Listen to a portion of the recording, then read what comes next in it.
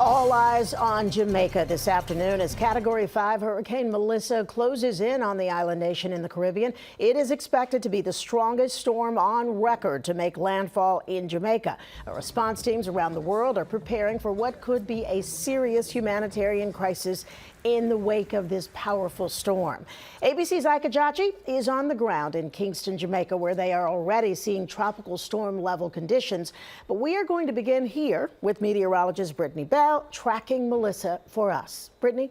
And Sandra, this afternoon, Melissa is still a Category 5 hurricane, and adding to the danger, this is a slow mover. It's only moving west at 3 miles per hour, eventually turning to the north later this afternoon, but it's not going to pick up speed anytime soon. This will be a long duration event featuring catastrophic flooding and destructive storm surge. It has a well-defined eye, and it will slowly start to curve back off to the north. The latest forecast hasn't changed much. It's still projected to make landfall early tomorrow morning as a Category 5, and then moving offshore Tuesday into Wednesday, crossing over eastern Cuba, crossing over the Bahamas Thursday into Friday, and staying well offshore near Bermuda as we head into the weekend. I want to show you how this plays out on Futurecast.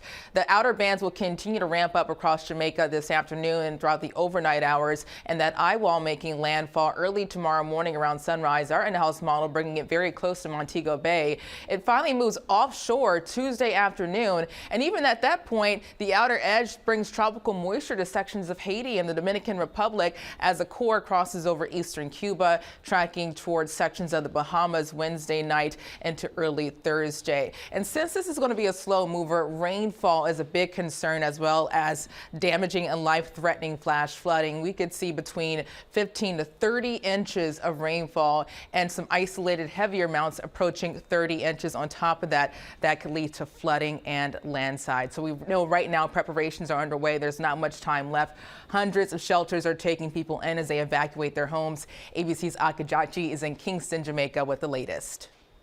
Yeah, Brittany, Hurricane Melissa is starting to make its way to Jamaica, inching itself up to the coast, where hundreds of thousands of Jamaicans are now at risk. And I got to say, the time for evacuations, that's over. It's now time to hunker down, and businesses all over the island are heeding that warning. Take a look. They're boarding up windows. They're lining their doors with sandbags.